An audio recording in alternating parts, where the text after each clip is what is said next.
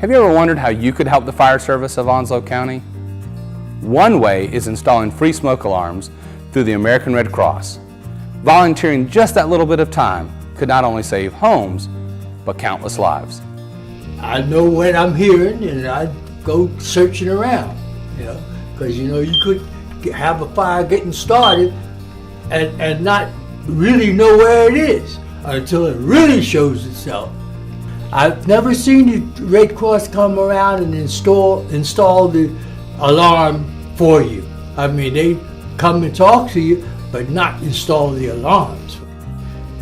And since I've been here, I've been safe. So this is a great way for volunteers to come out and give back to their community. Not only are we installing smoke alarms in people's homes, but it also gives us an opportunity to teach them about home fire safety and to help the family create a fire escape plan in case there is ever an emergency in their home.